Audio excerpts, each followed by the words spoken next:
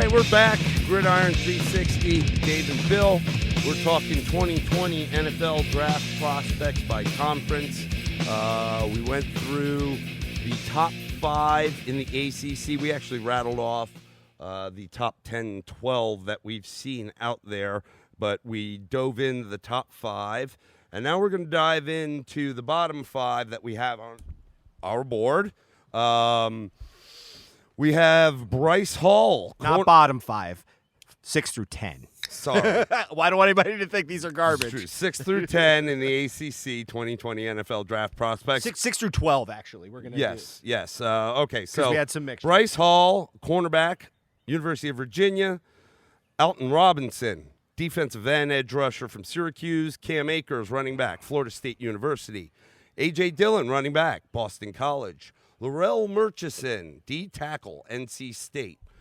And the extra 2, Jason Sturbridge, defensive tackle from North Carolina, is listed somewhere in the 5-6 range on some boards. And Tanner Muse, safety from Clemson, is listed somewhere in the 8-9 range on some boards. So let's start. Why don't you start with, we kind of talked a little bit about him in the 1 through 5 on this. Cornerback Bryce Hall, University of Virginia, 6'1", 202-pound corner. I guess I see him being, again, I'm seeing on a lot of the boards, people are putting him anywhere from 6 to 9. And again, I think this goes back to health. Coming into this year, it was widely thought that this guy was a first-round talent. He did nothing to take away from that other than getting injured. So he did nothing to improve it. Right. So that is a challenge. And again, we are in a very unique situation with him. I don't know if I see this guy getting out of the second round. I just don't. I could see him. This is one of those guys I could see jumping ahead of the traditional boards that everybody's seeing right now, only because somebody's like, look, there's really something there with this kid. And I mean, he's gone up against some elite level competition at the receiver position. He always has gotten the number ones, at least for the last year plus, and I mean year that he played plus. So this is a guy that I think he could end up being one of the steals in the draft. Again, this is all I'm doing this without being a doctor. I don't know what it's going to mean to him, but if he is healthy, he could legitimately be a shutdown corner. Yeah, well, we talked a lot in several casts, especially in free agency when we were talking about the draft and the positions of depth and those that are lack thereof. And this is a position in the secondary, especially defensive secondary, especially corner, that in years past there's been some prospects out there, whether they ended up turning out or not, coming into the draft, they were highly thought of, and there was some depth at these positions. This is one of those years where like defensive end, corner is not as deep. Now it's we're deep at receiver, we're deep at running back. It seems like there's a lot of depth at offensive line. It seems like there's depth at D tackle, the interior defensive line. It even seems like there's some depth at linebacker. But the defensive secondary, particularly corner, we've said it's Okudah. And then as far as the stings, then it kind of drops off to Henderson, and then it kind of – but – And I like Christian Fulton at LSU. Bryce Hall is a guy – I don't think he'll get out of the second round. And someone could make a run at him late in the first round. What pick are the Seattle Seahawks? Because this is one of – mid-20s? This is a move – this is a Seattle Seahawk move. Yeah, I can see it. It's like they did with Bud Dupree. He was good, but oh no, they didn't draft him. That was the Steelers. Who was it they drafted? They jumped up early for somebody. They might have even done it with Sherman when they got him. People were kind of like, huh? Yep. When they drafted him. But I could see them going to get this guy there in the mid-late 20s. That's just like a move I could see. Yeah, I think what's kind of interesting about it, too, is, when you look at the ratings, and especially at corner, is, there's an emphasis on size with some of the bigger receivers because everybody's thinking about the outside. And we're going to stay on Bryce Hall, but just something that's interesting is you tend to find slot cover guys, nickel corners. Nickel corners are pretty much base package now. I mean, Yep. no, everybody's running 3 wide. You see some of those guys slide down there, and like one guy that's real interesting to me is Jeff Gladney out of TCU. But it's like Bryce Hall to me does fit that outside role, and sometimes I think teams can press to get the bigger guys with the hopes that they're going to do something. Again, I don't think there's a bad pick in the top 5, 6, 7 corners. It's just about value and where you get him at. To me, Bryce Hall is gonna, if he's healthy, and I'm gonna put that out there, but I think he's gonna be. I think that's the kind of guy that people are gonna regret jumping, not taking. Yep. All right, let's move on to the next one. The number 7 guy. Yeah, 7. Defensive end, Alton Robinson, Syracuse University. He's an edge guy, 6'3", 264 pounds. It's a decent size in today's NFL. Here's my thing. There's a couple of the guys, the Syracuse guys. Who's the other rusher or the other ed guy? Kendall Coleman. On these boards we're seeing some of these names. I got to be honest with you. Syracuse defense last year and watching them, they were a team that was kind of a sweetheart a little bit going into the year. Everybody thought they were. I mean, they were the only other team ranked in our conference outside of us at the start of the year. Yeah, and they fell off like a brick shit house. Now, in fairness, their offense was the bigger disaster, Well, but their defense didn't get it done. No. And even keep them in games, they were getting shellacked. And not even against great competition. They were getting, like Florida State took them pretty good, and Florida State was a bad football team last year. I struggle with some of that, seeing this out of Syracuse. I want to see some guys either take it one-on-one. I mean, they only had 43 sacks as a defense last year. Yeah. That's light. And Yep. to have 2 guys listed that high up, I'm not sure I buy this guy in the top 10 getting of the ACC. I mean, I certainly would see if someone goes after him. I would think he's a 5th rounder and beyond. It's an odd scenario for me. I'm not seeing it. Well, I mean, here's the thing. We pay attention to this conference pretty well, I would say. And this isn't a guy whose name came up at all. Yep. Hardly at all.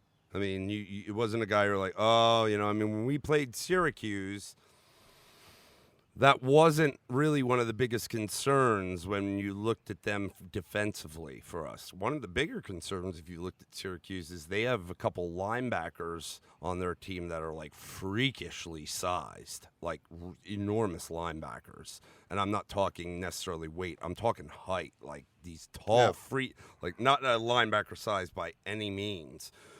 And those were guys we were a bit concerned with. But Robinson wasn't one of them. Yep. And, he had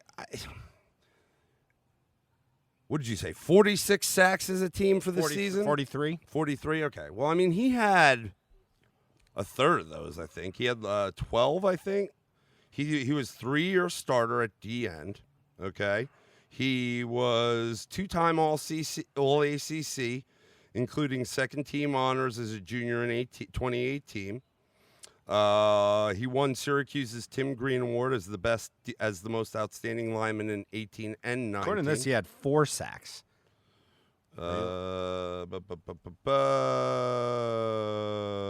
Let's see. He started 34 of his 36 games. 12 games played in first year. 12 games played. 30 tackles for loss. 30 tackles, 6 for loss, 5 sacks. Yeah, okay. So I was looking at something else.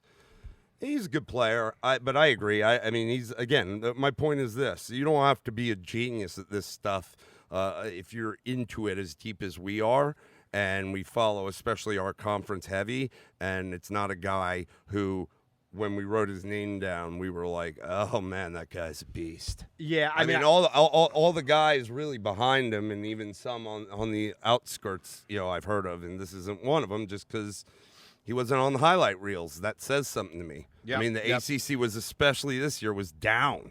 So It's tough for me to see. Certainly got he's got some good length and size on him. I mean, he's 6'3", so he's tall, but he's not 6'4", 6'5", 6'6", but he is 264. So that 6'3" is going to be pretty stout. Yeah. I looked at a few reviews of him, including going back to the combine. Something I kind of kept seeing repeated. At 264, you're not an edge setter. You're not a run stopper by nature generally at that size, especially at 6'3". The thing I concerned me about him was just they didn't say he was I kept seeing stiff.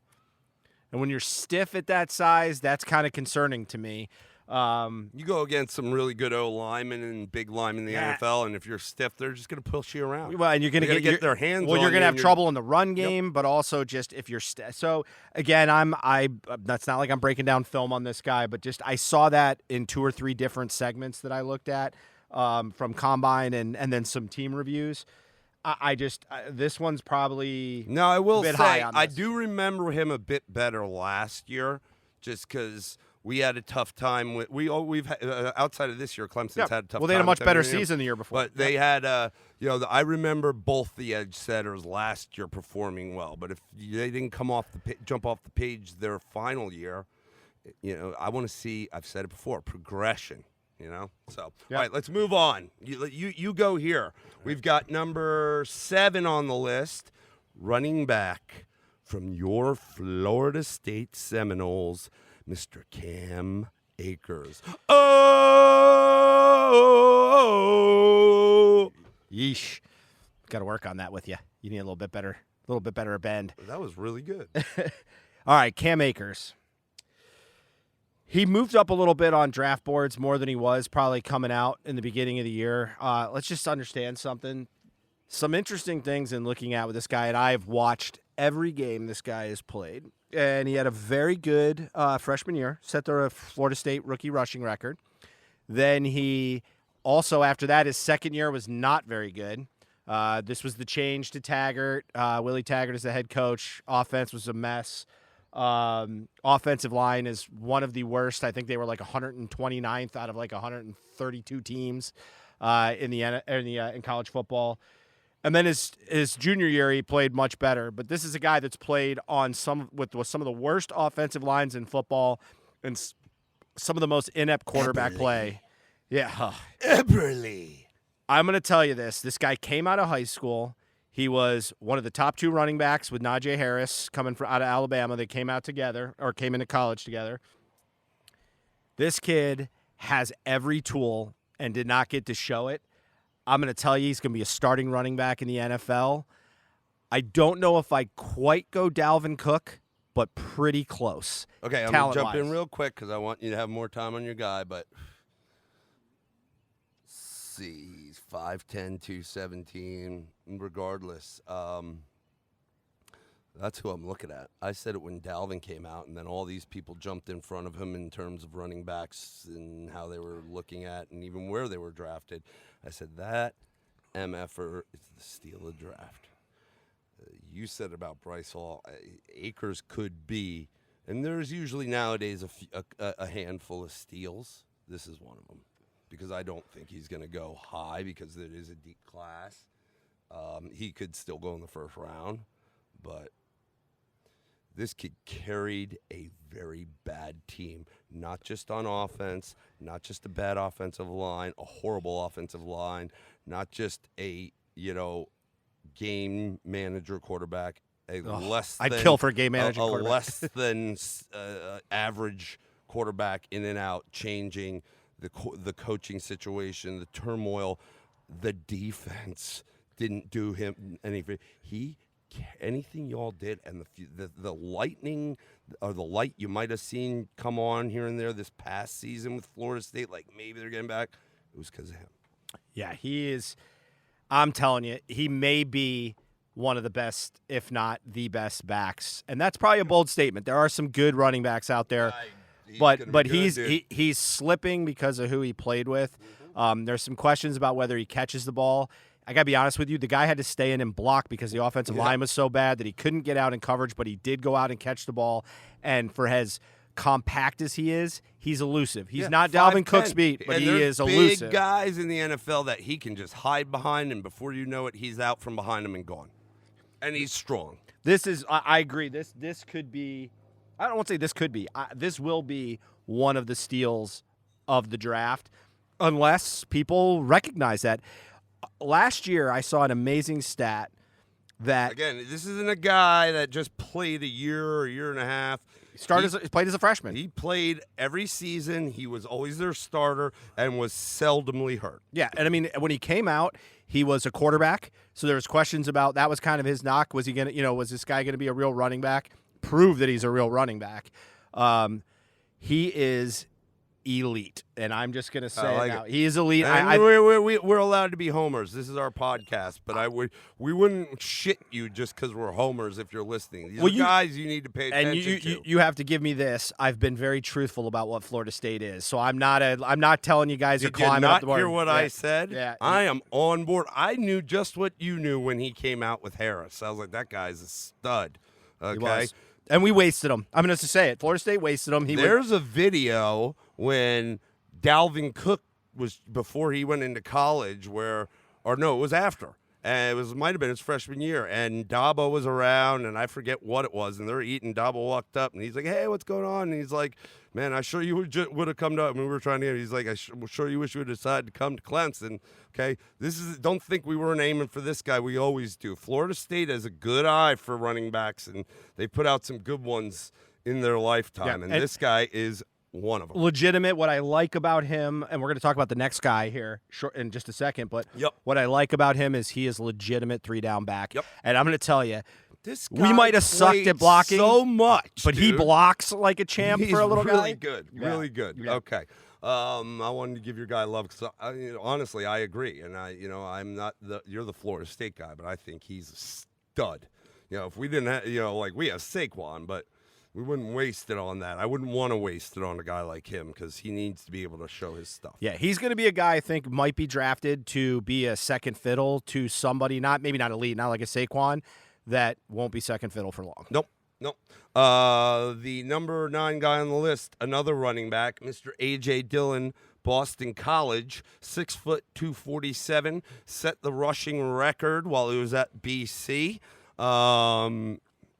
He's a pounder, and when he gets out in the open, he's not, I wouldn't say quick, but once he starts to gain his momentum and he gets going, he's a fast dude. Yeah, what I like about him is he's a leg drive guy. He doesn't, as big as he is, he doesn't get caught standing still very often. I look at this guy and I say likely, legitimately a 2-down back, but he's a punishing 2-down back, and he's the kind of guy, especially in a rotation, you get a lead and you can put this guy in the backfield. He's the kind of guy that'll just wear out a defense. Yep. I think his 2-down, thought process with him is something that's probably going to make him slide a little bit. You've got some serious talent. Like I saw some draft boards recently. They're putting Jonathan Taylor at number 5. Yeah, and I'm like, and granted, he's not as left to right. He's not quite as elusive, but that guy is an absolute bullet when he gets to the second level. And one of the things I see that stands out among a lot of the other backs, especially the top backs, on top of all of Taylor's other skills, and we'll get into him, but he is probably the best of all of them with the jump cut. Yep. And going, and he is, and that's important. But I agree. I mean, Dillon, he's punishing back. Again, a guy he's on our side of the ACC. We saw him every year, and a 250-pound back is punishing, man. And usually they had pretty solid, stout lines. Maybe not great, but solid. And a lot of big guys that can push you around. That's what they do. They run the ball. They're not flashy. Yeah, but in the same vein, though, Matt Ryan's not there anymore. No, the passing attack has not been there for this guy, and so he's going against loaded fronts, and that's again what I like about the leg drive. Second level, he's going to knock your linebackers backwards. That's the kind of stuff when you need bring them down. You have to bring your strong safeties down and and slow him down before he gets past the Yeah, linebackers. he's the kind of guy. How you beat him and how you. I actually watched the Florida State BC game this year. How you get him is you've got to be hitting him before he gets his momentum going. Right. And that's probably it's a little bit of a maybe a knock on him in a sense, but at the same time, NFL's faster and people are going to be in the backfield. And again, I said he's not the quickest of guys, but once he gets going, he becomes fast and tough to bring down. And again, like Akers, a guy that was probably the centerpiece of that team, especially the offense, and played every year or all year, seldomly hurt. Yep. So he's got not like a one-year wonder. Yep. All right, let's jump to the number 10 guy. We'll talk for a couple minutes on him and then throw in the 11, 12 guys that were mixed in. Defensive tackle, Laurel Murchison at a North Carolina State University. He is a 6'2", 297-pound DT. Little, comparatively speaking. Kind of more, it's an Aaron Donald bill. One thing I will say, if you go back and look at NC State's history. I'm glad you're going there because that's what I was going to say. They throw some tackles into the NFL, and, a lot of times they're unsung guys. They're not guys that you're hearing about left line right. in general. Yeah. He's the guy that played with Bradley Chubb. Yeah. I mean, and, not that we haven't seen good things from Chubb, but you always got to give a little bit of credit to the guys next to you, too, that help, stuff up. When you're an edge rusher, especially, more of the speed guy like Chubb, he has power, but his length and speed, he wants to get off the edge and go. He doesn't want to have to do any sort of moves inside. And when you got a D-tackle inside that could just stuff everything up and don't need to worry about if they try to go through the middle, you can come hard like that. It makes you look better. Yeah, and I mean, what you're looking at this, I'd assume he's probably more of a 3 technique in the sense that he's your penetrating tackle. He's not the guy maybe necessarily that's going to take on, 2 blockers. But I've watched this team play. Some frustration watching NC State play as a team. I'm not a big fan of their current coach. Look, Dorn, I'm surprised he kept his job after this season because they sucked. Yeah. And they've gone backwards ever since they were competing against us like a couple of years ago where they missed the field goal to beat us in the regular season. Okay, which was a prayer from God as a Clemson fan. Yeah, because that was the chip shot. Chipper, and dude missed it. I don't know how, but I seriously think God put his hand down there. Nonetheless, their defense, again, their defensive line at NC State under Dorn has been awesome. Yep. In terms of the players.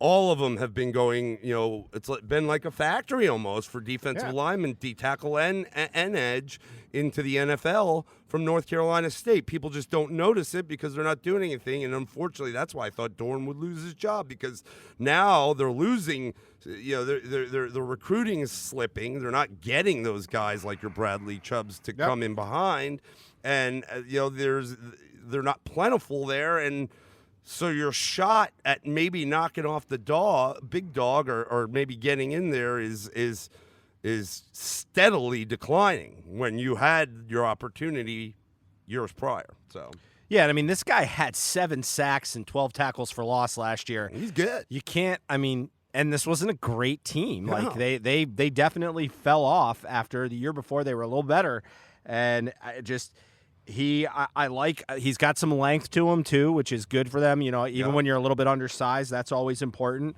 But he's explosive, and you can see in the NFL that playing that role is of high value. I mean, not everybody's going to be an Aaron Donald, but that ability to cause chaos, especially when you start thinking about teams that run inside zones and that kind of stuff, there is far more emphasis. It used to be the tackles where like that's where you spend all your money. That's what it is. Teams are starting to load up on the interiors. You got offenses like with Lamar Jackson now that become important, where you got some running elements of your quarterbacks. So now you need some more athleticism on that defensive line and that ability to penetrate and disrupt plays before they get going. And this is a guy I think he's got a shot to do something good. Look, you talk about gems and pedigree. I mean, you got to know. I mean, if you see some of these D-line coming, they've got a good system in place. So the kid he's well coached, I think, in terms of that position at that school. and it might be a gem later on in the draft.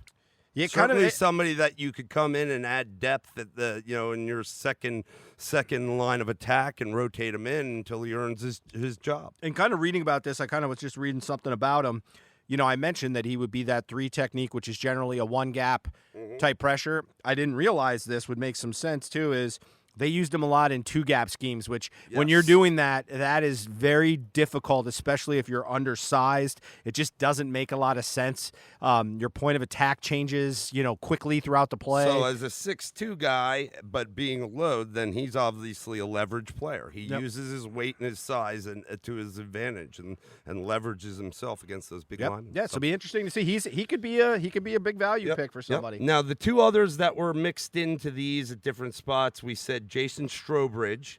He's a D tackle as well out of the University of North Carolina, UNC Tar Heels, 6'4", 275.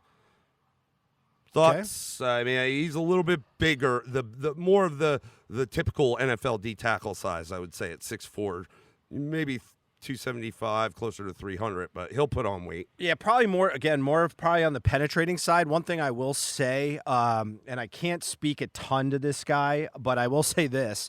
There is an impressive step forward for UNC on both sides of the ball this year. Obviously, on the offensive side, the emergence of Sam Howell, who got away from Florida State, unfortunately. And he turned out to be, he was the freshman quarterback of the year in the ACC and deserved it. He was a gutsy player, he played, and this was a team that was not good the year before at all. Yep. But we also saw strides on defense, and certainly that kind of disruptor in the middle. He's a kind of guy that can be dangerous, and 6'4". If he's built the right way, like you said, you can put a little bit of weight on him, but if he's that 1-gap penetrator, he can be dangerous. Yep. And then the other guy that was in there was another Clemson guy, safety Tanner Muse, 6'2", 231-pound safety, white kid. I'll tell you. Why's he got to be white? Because he's white. Yeah, he's white. This kid hits like a brick shit house. It's what we brought him into Clemson for.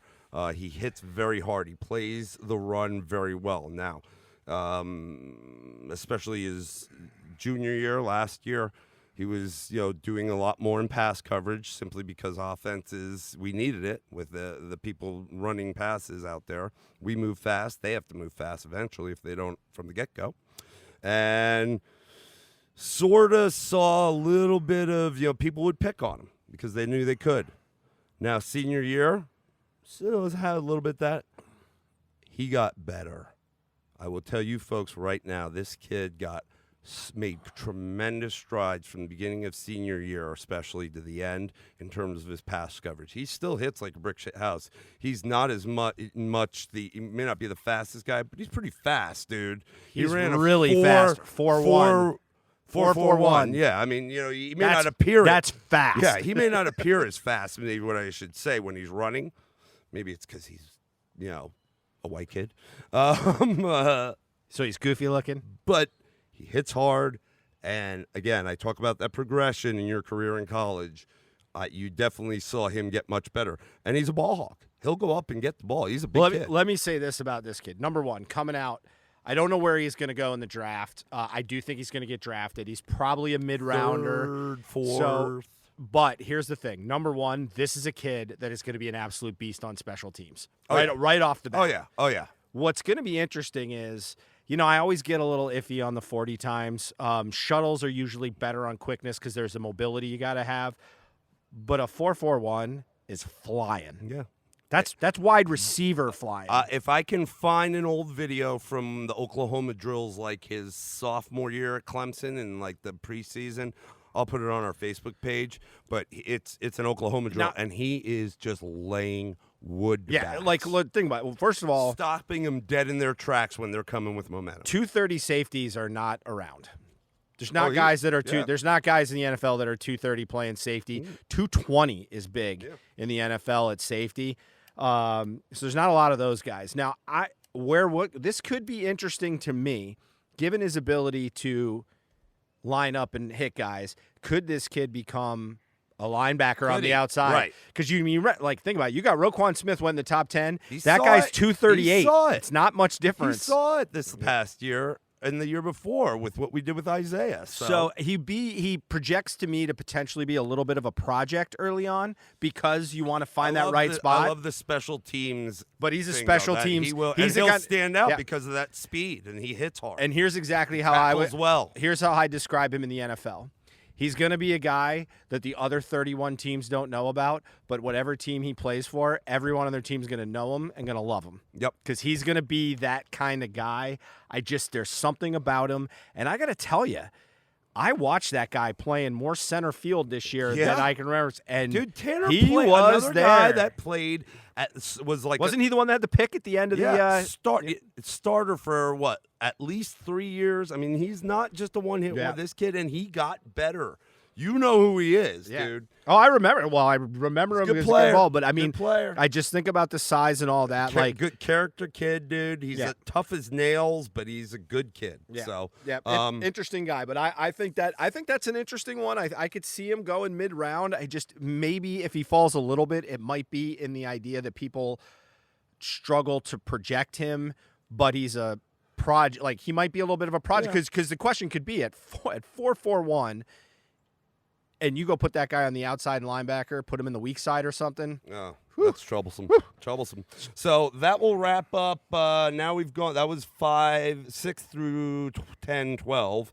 That'll wrap up the top 10, 12 of the ACC 2020 NFL Draft prospects. And now we're going to jump on after this in a separate snackable cast to talk about some other names in the ACC that we didn't mention.